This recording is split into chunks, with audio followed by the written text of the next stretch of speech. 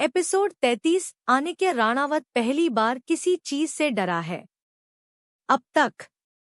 रश्मि राणावत उठी और उसने एक कोने में जाकर किसी को कॉल लगाकर कहा, ये सब क्या हो रहा है?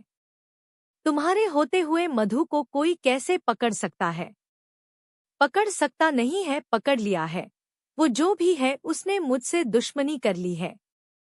अब मधु सहगल का खेल खत्म हो चुका है, लेकिन अब तुम्हें पता लगाना होगा कि इसके पीछे कौन है। होना ही ठाकुर फैमिली का इसके कोई ना कोई हाथ जरूर है, क्योंकि उसके सच के सामने आने से सबसे ज्यादा फायदा अगर किसी को है तो उन्हें ही है। एक कड़क आवाज दूसरी तरफ से सुनाई दी। हाँ, मुझे भी ऐसा ही लगता है, मैं पता करने की कोशिश करती हूँ। इतना कहकर दोनों तरफ से कॉल कट हो गया और रश्मि राणावत सोचते हुए हाल में आ गई।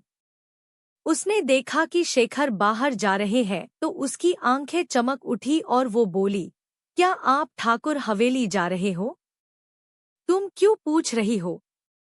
शेखर ने बिना भाव के पूछा। चलिए मैं भी साथ चलती हूँ।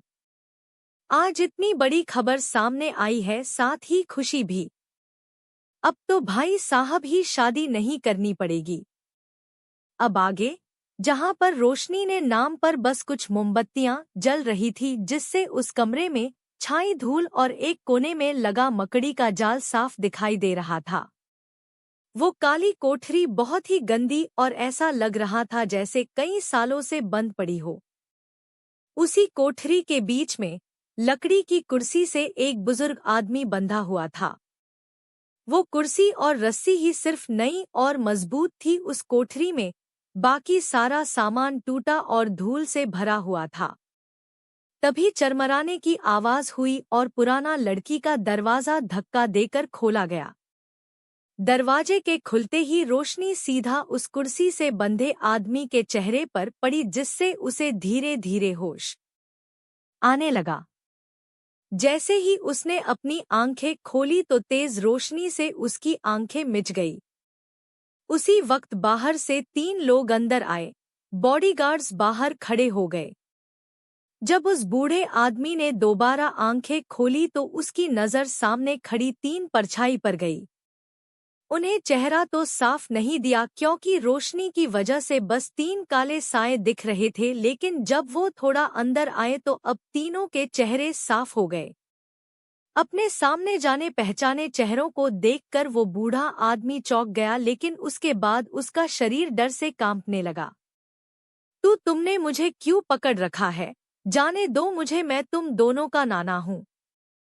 नाना जी, आपने हमारे लिए इतना बढ़िया इंतजाम किया तो हमारा भी तो फर्ज बनता है आपको लौटाने का। कार्तिकेय ने अपनी खतरनाक आवाज में कहा, जिसे सुनकर कुर्सी पर बंधे बैठे निरंजन दीवान का चेहरा डर से काला पड़ गया। उनकी हालत सबसे ज्यादा खराब तब हो गई जब उनकी नजर बीच में खड़े आनिक्य पर गई, जो बिना भाव के वही खड़ा था और उन्हें ही घूर रहा था। फिर उनकी नजर तीसरे चेहरे पर गई तो उसे वह पहचान नहीं पाए, क्योंकि उसके चेहरे पर मास्क लगा हुआ था, जिनसे आंखों के आसपास का चेहरा छुपा हुआ था। बस हल्का सा माथा और लिप्स दिख रहे थे। फीचर्स से वो भी कम हैंडसम नहीं था। तुमने मुझे इस तरह क्यों रखा है? हिम्मत करने ये कुछ शब्द उनके मुंह से निकले। आप सच में नहीं जानते, या फिर आपको एक्टिंग करना इतना पसंद है कि अभी भी बनने की कोशिश कर रहे हो? कार्तिकेय ने व्यंग से कहा, जिसे सुनकर निरंजन दीवान का हाल अब और भी खराब होने लगा। उनकी नजर आनिक्य से मिली तो वो डर से थर थर कांपने लगे। आनिक्य की गहरी आंखों में मौत जैसी ठंडक थी और उन्होंने उसमें अपना अंत देख लिया था। वही सुनहरी लाल आंखें जिनके डर से वो आज तक उभर नहीं पाए थे। तुम भी अपनी माँ की तरह हो, एक शैतान। आनिक्य को छोड़कर दोनों हंस पड़े। बहुत देर से पता चला आपको कि मैं कोई हूँ जिसे नाराज करके आज तक कोई भी जिंदा नहीं बचा। आनिक्य की डरावनी आवाज ने उस भूतिया कोठी को और भी डरावन बना दिया। नहीं, नहीं, उसने तो कहा था कि तुम तीनों बच्चों अपने पिता पर गए हो और तुम्हारे अंदर उसकी कोई शक्ति नहीं है। फिर ये कैसे हो गया? तुम भी अपनी माँ की तरह काली शक्ति के धारक निकले। मेरी माँ को हमसे दूर करके आपको क्या लगा कि उनके साथ किए गलत का हिसाब कोई नहीं लेगा आपसे? कार्तिकेय ने गुस्से से तेज आवाज में नफरत से निरंजन दीवान को देखकर कहा। मैंने उसके साथ कुछ नहीं किया, वही मुझे मारना चाहती थी, इसलिए मैंने उसे बस अपने घर से जाने के लिए कह दिया था। जब तक मुझे पता चला कि वो मेरी असली बेटी नहीं बल्कि तुम्हारी नानी की दोस्त है, जिसे वो अपने मरे हुए बच्चे की जगह लाई थी। मुझे इतने सालों में कभी एहसास भी नहीं हुआ कि मेरे घर में एक बुरी शक्तियों की मलिक पल रही है, जिसे मैंने इतना प्यार दिया, लेकिन आखिर में उसकी बढ़ती शक्तियों की वजह से मेरी पत्नी मर गई। तब वो पहले ही शेखर से शादी कर चुकी थी और उसके बाद तुम्हारी नानी के मरने के बाद वो खुद ही गायब हो गई। झूठ मत बोलिए नाना जी। बहुत ठंडी हड्डी को कंपा देने वाली आवाज वहां गूंज गई। अब निरंजन दीवान के मुंह से कोई शब्द नहीं निकल रहा था। जो हिम्मत आई थी वो भी इस आवाज को सुनकर गायब ही गई। आने के एक एक कदम उनके करीब आने लगा। उसका करीब आना ऐसा था जैसे उनका बुरा वक्त उनके करीब आ रहा हो और जैसे उनके जाने का समय आ गया हो। उन्हें मारने की हिम्मत तो वैसे भी आप में नहीं थी, लेकिन उन्हें कैद करने की तो थी। आपने उन्हें अपने परिवार को छोड़ने पर मजबूर किया, जिसकी वजह से हम बिना माँ के बड़े हुए, और इतने से भी आपका मन नहीं भरा तो अपनी बेटी को हमारे डैड के पास भेज दिया और उनके बच्चों को पिता का नाम देने के लिए नहीं, राणावत खानदान की शोहरत में हिस्सेदारी हासिल करने के लिए अपनी सगी बेटी को हमारे परिवार में हमारी माँ की जगह भेज दिया। आज पहली बार आनिक्य ने इतने शब्द कहे थे। उसके मुंह से सच्चाई सुनकर निरंजन दीवान सदमे में आ गए और उनकी आंखें बेचैन हो गई। आप तो इतने पर भी नहीं रुके कि अब आपका लालच इतना बढ़ गया कि आप मुझे और भाई को, साथ ही आकृति को मरवाना चाहते थे, इसलिए उस दिन हम पर हमला करवाया। मेरी बहन को तो लगभग मार ही दिया था। अगर अभीर उसे नहीं बचाता तो आज हमारी इकलौती बहन हमारे पास नहीं होती और उसे ना बचाने का गिल्ट हम भाइयों को अंदर तक खोखला कर देता। इस बार कार्तिकेय ने नफरत से कहा। अपना सारा सच बाहर आता देख निरंजन दीवान के पसीने छूटने लगे। देखो अब तुम सारे इल्जाम मुझ पर मत लगाओ। मैं तो वहां था भी नहीं, बल्कि जल्दी ही चला गया था किसी काम की वजह से, और जैसे ही आया तो इन सब के बारे में पता लगा। तुम बिना किसी साबित के मेरे ऊपर इतना घटिया इल्जाम नहीं लगा सकते। हाँ हाँ हाँ। इस बार तीसरा इंसान हंसा और अपने हाथ में एक रिकॉर्डिंग चलाकर उनके सामने कर दी, जिसे देखते ही निरंजन दीवान की आंखें डर से फैल गई। उस वीडियो में उन्हें साफ देखा जा सकता था जब वो उस गैंग के लीडर को पैसे दे रहे थे और उसे सब समझा रहे थे। दूसरी क्लिप भी थी जिसमें उस गैंग के लोगों को बहुत टॉर्चर किया गया और पूछने पर जो नाम सामने आया हो निरंजन दीवान का ही था। अब उनके पास अपनी सफाई में कुछ भी कहने को नहीं बचा था। वो इधर उधर नजरें करके सोचने लगे कि अब कैसे बचा जाए। अब कोई फायदा नहीं है मिस्टर दीवान। कैसे हम आपको पहले जो आपने किया उसके लिए माफ भी कर देते, लेकिन ये जानकर कि अब आपकी नियत इतनी बिगड़ चुकी है कि अपनी बेटी के बच्चों को सब कुछ दिलाने के लिए आप हम सबको खत्म करना चाहते हैं। उसी पल से एक चीज दिमाग में थी कि अब हम आपको तब तक टॉर्चर करेंगे जब तक आपकी बेटी और उसके दोनों बच्चों को राणावत खानदान और अपने डैड की लाइफ से अलग ना कर दिया। कार्तिकेय ने उनकी आंखों में देखते हुए अपने कठोर लहजे में कहा। निरंजन दीवान डर गया और बोला, नहीं कार्तिकेय बेटा, मेरे ललचा की सजा अपने छोटे भाई बहनों को मत दो। उन्हें बहुत मुश्किल से तो पिता का नाम और परिवार का साथ मिला है, उनसे मत छीनो। चाहे तो इसके बदले तुम मुझसे मेरा सब कुछ ले लो, लेकिन उन्हें वही रहने दो। मेरे मकसद में किसी का कोई हाथ नहीं था ये मेरी अपनी सोच थी क्योंकि मैं तुम्हारी माँ से नफरत करता हूँ। जब जब मैं उसे देखता था तो मुझे यही एहसास होता कि मैं बहुत बेवकूफ था जो किसी और के खून को अपना समझ रहा था। कहते हुए उनका सर झुक गया था। कार्तिकेय ने अपने छोटे भाई को देखा जो अब इस तरफ नहीं देख रहा था, लेकिन उसका पल पल बढ़ता गुस्सा इस बात का संकेत दे रहा था कि वो अपने गुस्से को अब कंट्रोल नहीं कर पा रहा है। चलो, अब आगे का काम हमारे लोग देख लेंगे।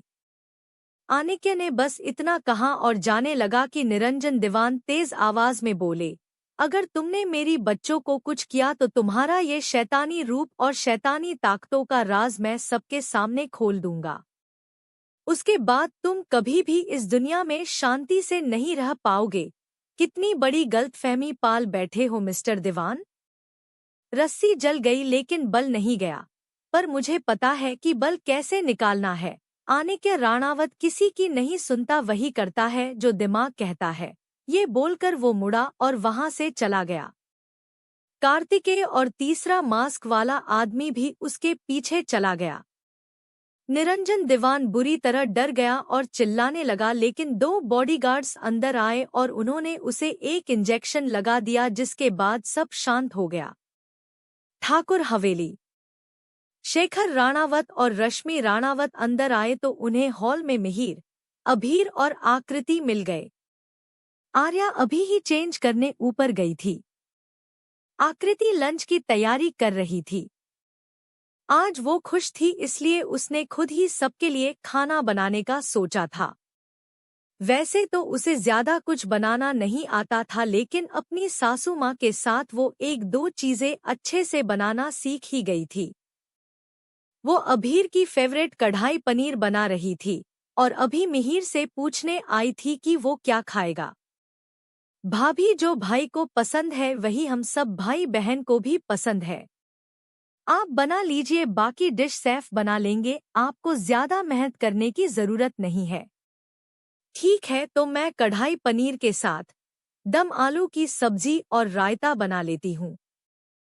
क्या बात है, आज हमारी बेटी खुद अपने हाथों से खाना बना रही है। फिर तो हम बिल्कुल सही समय पर आए हैं। शेखर राणावत ने एक मुस्कान के साथ हॉल में आते हुए कहा।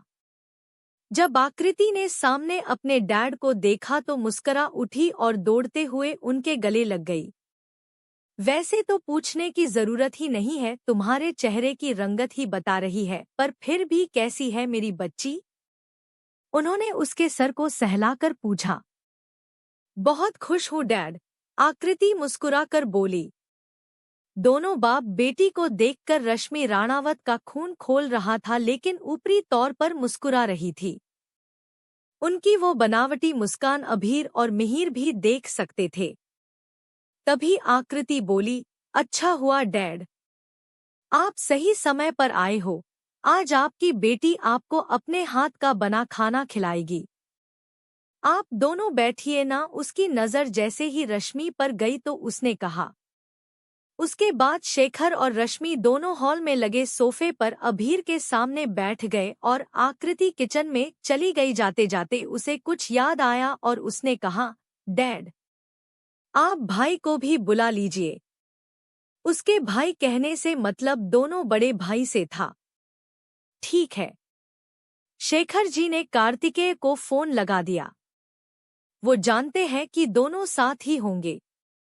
कॉल पिक होते हुए वह ऑर्डर देने वाले लहजे में बोले, तुम दोनों अभी ठाकुर हवेली आ जाओ, तुम्हारी बहन अपने हाथों से खाना बना रही है और उसने स्पेशली तुम दोनों को भी आने के लिए कहा है।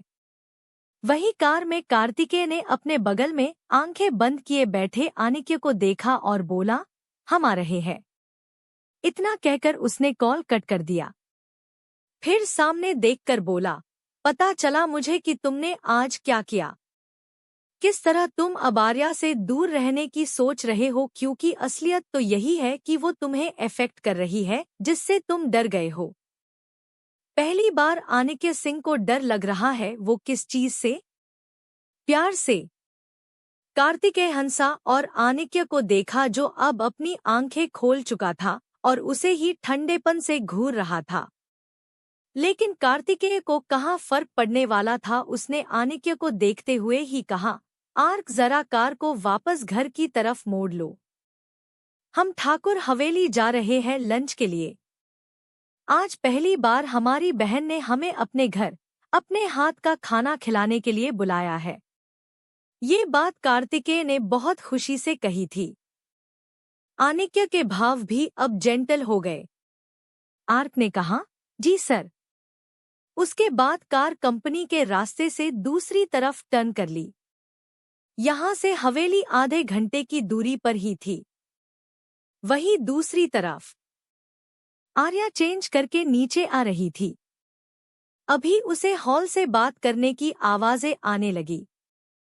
जब उसने देखा तो वहां शेखर और रश्मि को देखकर वो उनके पास आई और खुश होकर बोली, अरे अंकल, आप डैड तो नहीं है क्या? आप उनसे मिलने आगे थे? नहीं, इस बार मैं तुम्हारे डैड से नहीं बल्कि बच्चों से मिलने आया हूँ, साथ ही बधाई देने। न्यूज़ देखकर मुझे बहुत खुशी हुई कि आखिरकार मेरे दोस्त की टेंशन अपने आप हट गई। वो कभी भी उसके लायक नहीं था। सहगल फैमिली एक नंबर की लालची और फ्रॉड लोग हैं। अभी तो बेटी के कारनामे ही बाहर आए हैं। मुझे तो लगता है जल्दी ही उसके बाप की भी सच्चाई सामने आ जाएगी। आर्या ने भी हाँ में सर हिलाकर कहा, हाँ अंकल। हमारी तो खुशी का ठिकाना ही नहीं रहा जब मिहिर भाई ने ये न्यूज़ दी। तभी रश्मि राणावत बोली, वैसे आर्या तुम कहाँ थी? मतलब घर पर तो नहीं थी, कहीं बाहर गई थी। इन्हें कैसे पता कि मैं कहीं बाहर गई थी? उन्हें देखते हुए आर्या ने एपिसोड 34 खीर नहीं, इन्हें तो करेला पसंद होगा। अब तक रश्मि राणावत आर्या से सवाल करती है कि तुम कहीं गई थी, जिस पर वो सोचती है कहीं इन्होंने मुझे बाहर जाते देख तो नहीं लिया। ये सोचते हुए वो जवाब देती है, अब आगे। हाँ आंटी, मैं मॉल गई थी अपने लिए कुछ ड्रेस लेने। वैसे मानना पड़ेगा आपकी नज़र तो काफी तेज है इस उम्र में। फिर सही भी है, अक्सर औरतें इस उम्र में चांद चाची बन जाती है और यही देखती है कि पड़ोस की लड़कियां कहाँ जा रही है, कितने देर से आ रही है। बहुत सही है। आखिर ये टैलेंट सिर्फ मिडिल क्लास में थोड़ी होता है, हम कौन सा कम है? ये कहकर अर्यांशी हंसने लगती है। रश्मि राणावत की बनावटी हंसी भी जम गई। उन्हें समझ नहीं आ रहा था कि उसने उनकी बेइज्जती की या तारीफ। वहीं शेखर जी और मिहिर मुंह दबाकर हंस रहे थे। रश्मि का कंफ्यूज चेहरा देखकर आर्या को भी हंसी आ रही थी, जिसे दबाते हुए वो बोली, आप लोग बातें कीजिए, मैं भाभी की मदद कर देती हूँ। ये कहकर वो जल्दी से किचन की तरफ भाग गई। किचन में आते ही उसने अपनी मुश्किल से रोक रखी हंसी को अजाय कर दिया। उसे हंसता देख आकृति, जो सब्जी काट रही थी, वो भी हंसकर बोली, क्या बात है? कोई जोक सुन लिया क्या जो इतनी हंसी आ रही है? ओह भाभी, पूछो मत। आपकी वो मासी कुछ ज्यादा ही चंट बन रही थी, मैंने उसे चाची बना दिया और उसे पता भी नहीं चला। ये कहते हुए आर्या किचन की स्लैब पर बैठ गई और पनीर के पीस करने लगी। मतलब? आकृति ने पूछा। मतलब ये। उसने हॉल में हुई सभी बातें बताई तो इस बार आकृति भी हंस पड़ी। तुमने उनकी इंसल्ट कर दी, वो भी इतने नॉर्मल ढंग में। उन्हें कुछ समझ आया होगा तभी तो गुस्सा करेगी। बेचारी सोच में ही चली गई होगी कि कैसे रिएक्ट करे। ये कहकर हंसते हुए दोनों ने हाई फाई दिया। तुमने बिल्कुल सही कहा, वो औरत बहुत चंट है। ये बात मुझे बाद में पता चली, वरना मैं तो उन्हें अपनी माँ ही समझने लगी। थोड़ी देर बाद अपनी हंसी को कंट्रोल करके आकृति सीरियस होकर बोली, भाभी, अच्छा हुआ जो आपको उनके बनावटी चेहरे के पीछे वाला चेहरा दिख गया, क्योंकि मुझे ना ये रश्मि आंटी बहुत बड़ी खिलाड़ी दिखती है। उसी दिन को देख लीजिए, जब उनसे मैंने वो चांद हार लिया था तो चेहरे पर कोई भाव नहीं था, पर आंखों में मेरे प्रति नफरत की आग जल चुकी थी। होना हो आपकी फैमिली में जो कुछ भी होता आया है या आगे होगा उसका कहीं ना कहीं लेना देना इनसे तो जरूर होगा। इसलिए आप अपने दोनों भाइयों को जरा अकल दीजिए कि इनसे और इनके दोनों बच्चों से दूर रहे, नहीं तो कहीं आगे चलकर कोई बड़ा पंगा ना खड़ा हो जाए। आर्या ने उस बात को याद करके कहा जब आनिक्य रीवा की गलती होते हुए भी उसे ही डिफेंड कर रहा था। भाई सब जानते हैं, लेकिन पता नहीं वो फिर भी रीवा और रिवान को एक मौका देना चाहते हैं, क्योंकि उनके ऐसे होने की वजह उनकी माँ है, नहीं तो बचपन में वो ऐसे नहीं थे। आर्या ने आकृति को देखा और गंभीर लहजे में बोली, यही उन्हें समझना होगा भाभी कि ना ही वो बचपन वाले बच्चे हैं और ना ही अब होंगे, क्योंकि उम्मीद वहाँ होती है जहाँ अच्छाई और सच्चाई की एक झलक दिखती हो, लेकिन जहाँ से भी मैंने उन दोनों को देखा है वो अपनी माँ के जैसे ही हो चुके हैं। बात तुम्हारी सही है। मुझे भी अब लगता है कि उस दिन जिसने मुझसे धक्का दिया था वो रीवा ही है।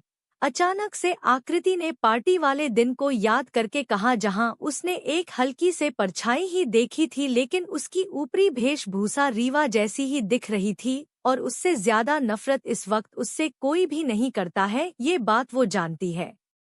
वही उसकी बात सुनकर आर्या की आंखें बड़ी हो गई और वो शॉक होकर बोली, मतलब फाइट करते हुए किसी ने आपको धक्का मारा, इसलिए आप उस आदमी की गन पॉइंट पर थी? अगर वो रीवा थी तो आपने मुझे पहले क्यों नहीं बताया? मैं उसका मुंह तोड़ देती। आर्या ने गुस्से से पनीर के टुकड़े करते हुए कहा। मैं उनसे लड़ रही थी कि तभी पीछे से मुझे किसी ने धक्का दिया। मैं मुड़कर देख नहीं पाई, लेकिन सामने टूटे शीशे में उसका हल्का अक्स दिख गया था। चेहरा काले कपड़े से ढका था, लेकिन ड्रेस वो रीवा जैसी ही लग रही थी। आकृति ने उस दिन को याद करते हुए कहा, अभी के लिए अपना गुस्सा शांत रखो और मैं श्योर भी नहीं हूँ, बस मुझे शक है। आर्या को गुस्से लाला होता देख उसने कहा, भाभी अपना शक सही है, क्योंकि जब आप बच गई थी तो सबसे ज्यादा दुखी वही थी। मैंने देखा था वो आपको भाई के साथ देखकर कैसे जल रही थी, उसका चेहरा भी जलकर भुन गया था। आर्या रीवा के जलन से काले चेहरे को यार करके हंसते हुए बोली, पर आप चिंता मत करो, जब वो पहले मेरे भाई को भैया बोलते हुए सैया बनाने के सपने देख ही रही है और अब तो सीधा जी पर आ गई है। वो फिर से आपको नुकसान पहुंचाने की कोशिश जरूर करेगी। बस एक गलती और उसका राम राम सत्य हो जाएगा। आर्या ने डेविल स्माइल के साथ कहा। हम्म। आकृति ने सहमति में सर हिलाया और उसके बाद दोनों ऐसे ही हंसी मजाक करते हुए खाना बनाने लगी। हॉल में रश्मि राणावत बोर हो रही थी। वो जो जानने आई थी उसके बारे में तो कुछ पता नहीं चला, ऊपर से उन्हें इनके खुशी भरे चेहरों को देखना पड़ रहा था, जिससे वो अंदर ही अंदर चिढ़ रही थी, लेकिन क्या करे, दिखा नहीं सकती थी, इसलिए बस शांत बैठी थी। अभीर, तुम बिल्कुल सही थे। इस घर की लक्ष्मी के वापस आते ही हवेली में खुशियां फिर से एक बार दस्तक दे रही है। शेखर राणावत उत्साह से बोले। हाँ डैड। आर्या का सब कुछ याद कर लेना एक चमत्कार से कम नहीं था। जहां डॉक्टर ने कहा था कि उसकी याददाश्त कभी वापस नहीं आएगी, उसके बाद आर्या का खुद को भी भूल जाना। 5 साल होने के बाद मेरी भी उम्मीद टूट सी गई थी, पर पूरी तरह से टूटती उससे पहले ही भगवान ने उसे बचा लिया और मुझे मेरी गुड़िया लौटा दी। अभीर उस दिन के बारे में सोचकर बहुत खुश था जब उसे दोबारा अपनी बहन मिली थी। उसकी खुशी में सब खुश थे, लेकिन रश्मि राणावत का दिल जल रहा था। पता नहीं कैसे उसकी याददाश्त वापस आ गई। अगर ये पहले वाली होती तो कब की ठाकुर और राणावत खानदान की दोस्ती टूट जाती, पर ऐसा कुछ नहीं हुआ, बल्कि ये आर्या तो सबके सर पर पैर रखकर नाचने वाली है। वो अभी इस बारे में सोच ही रही थी कि तभी उनका फोन बजने लगा।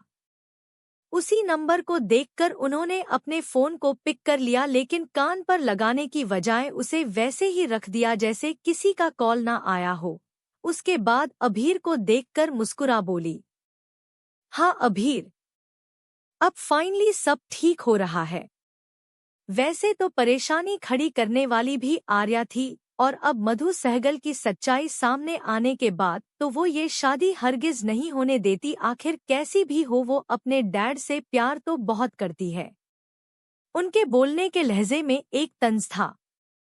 उनके कहने का साफ मतलब ये था कि जो भी बिगड़ा उसकी वजह अर्यांशी ही रही है, और अब जब वो सब सही कर रही है तो उसमें क्या बड़ी बात है, आखिर सब कुछ बर्बाद करने वाली ही सवार रही है। ये कहकर वो आर्या के पुराने बिहेवियर के बारे में सबको याद दिलवा रही थी। तभी बाहर से कार रुकने की आवाज आई। सबकी नजर अब हॉल के मैन एंट्रेंस पर अटक गई। थोड़ी देर बाद वहां दो डैशिंग पर्सनैलिटी चलते हुए अंदर आई। उनमें एक कार्तिकेय का ऑरा शांत था तो वही आनिक्य का खतरनाक। अपने दोनों बेटों को देखकर शेखर राणावत मुस्कुरा दिए और मन ही मन सोचने लगे, मुझे ऐसे और भी मौके बनाने चाहिए जिससे मेरा निर्दय बेटा जल्दी से एक इंसान बन जाए और प्यार करने लगे। दोनों आकर वही खाली पड़े सोफे पर बैठ गए जो अभीर के दूसरी तरफ ही था।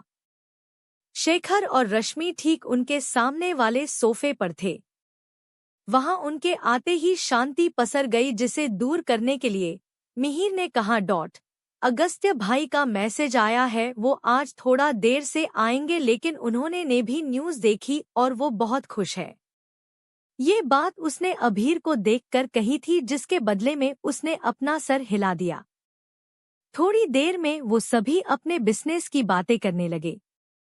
करीब 1 घंटे में आकृति और आर्या ने मिलकर सभी के लिए खाना बना लिया था। वो दोनों गर्मा गर्म खाना किचन से लेकर डाइनिंग रूम में आ गया। बाकी की मैड्स भी खाना लाने में मदद करने लगी। हॉल में बैठे सभी लोगों को खाने की खुशबू वहां से ही आ रही थी, जिससे उनकी भूख और बढ़ गई। तभी आर्या की आवाज आई, एवरीवन, खाना तैयार है, जल्दी से डाइनिंग हॉल में आ जाइए और अपनी कुर्सी से पीठ लगा लीजिए। खाना लाजवाब होने वाला है, जिसे खाकर कहीं आप उड़ने ना लगे, इसलिए मैं पहले ही आपको वास्तविकता से रूबरू करवा दे रही हूँ।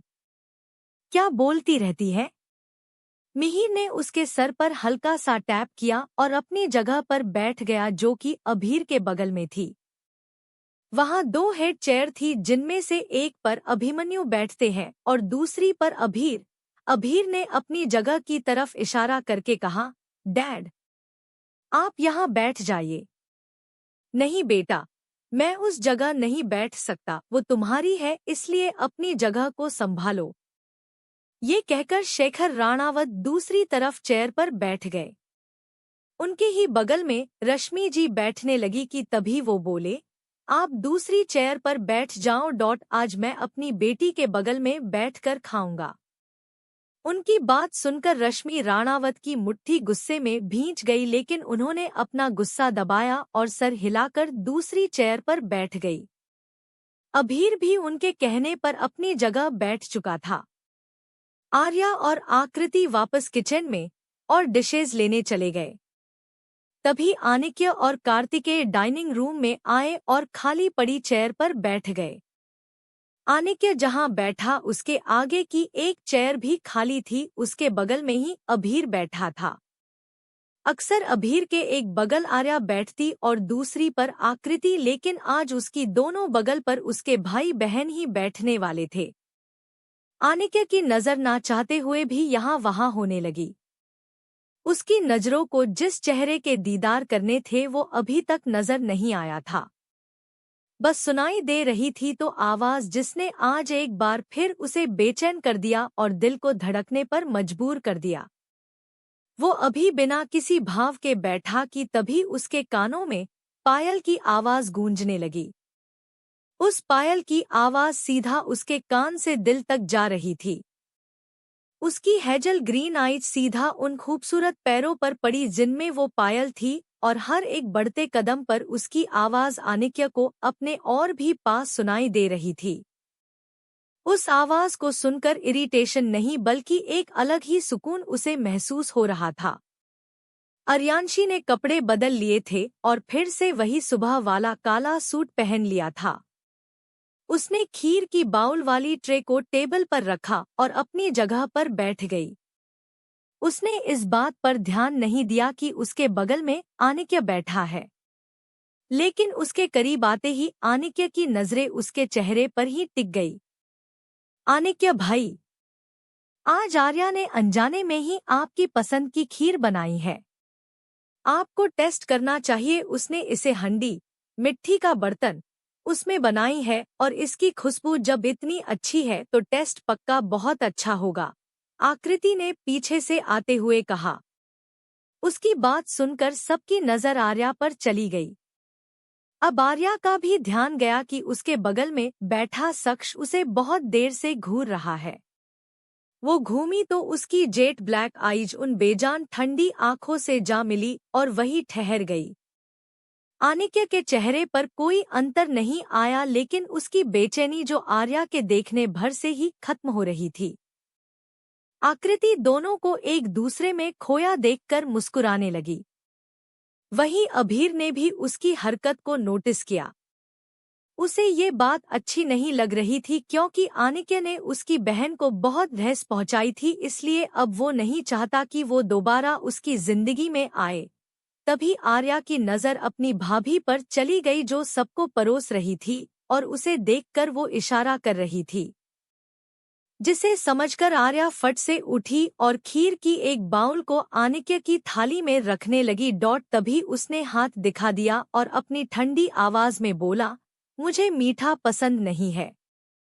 ये सुनकर आर्या ने भी कुछ नहीं कहा और उस कटोरी को कार्तिकेय की थाली में रख दिया और अपनी जगह पर बैठकर बड़बड़ाई, मीठा पसंद नहीं हुम्मम, इन्हें कहाँ खीर पसंद होगी।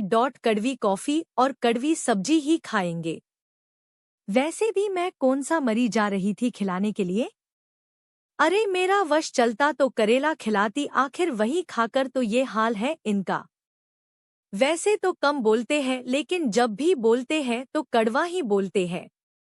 वो मुंह बनाते हुए खुद से ही बात कर रही थी, लेकिन आवाज धीमी होने की वजह से कोई नहीं सुन पाया सिवाय आनिक्य के, क्योंकि उसके कान बहुत बड़े हैं जो दूर की आवाज भी सुन सकता है। उसकी बड़बड़ाहट को सुनकर आनिक्य का जबड़ा कस गया और उसके चेहरे पर डार्क लुक आ गया, जिससे उसने आर्या को घूरा। अपने ऊपर तपती नजरों को महसूस करके उसकी नजर एकदम से आनिक्य पर पड़ी और उसने अपना थूक गटक लिया और माथे का पसीना साफ करते हुए यहाँ वहाँ देखने लगी। ये अजीब रोबोट है। अरे सुबह तो मेरी मदद करने आया था और जहाँ मैं मरने वाली थी उसी जगह खड़ा हो गया। मुझे लगा इतना भी बुरे नहीं है, बस दिखाने की कोशिश करते हैं। पर इतनी जल्दी पल में शोला पल तोला। कितने रंग बदलते हैं। आर्या खुद से ही बड़बड़ा रही थी। सुनाई दे रहा है मुझे। अचानक से उसे अपने कान में बेहद ही डीप मैग्नेटिक आवाज सुनाई दी। इस बार आर्या ने उसे नहीं देखा और फुल इग्नोर करते हुए बोली, हाँ, सुनाने के लिए ही बोला है। आपको खीर खानी चाहिए जिससे आपकी आवाज थोड़ी मीठी तो हो ही जाएगी। ये बोलकर उसने आनिक्य को देखा। आनिक्य ने बिना कुछ कहे और बिना उससे नजरें हटाए वही कटोरी उठाई जो उसने कार्तिकेय की थाली में रखी थी और उसमें से खीर खाने लगा। खाते हुए उसकी इंटेंस नजरें अर्यांशी पर टिकी हुई थी, जिससे अनजाने में ही उसका चेहरा लाल हो गया और उसने अपना चेहरा झुका लिया।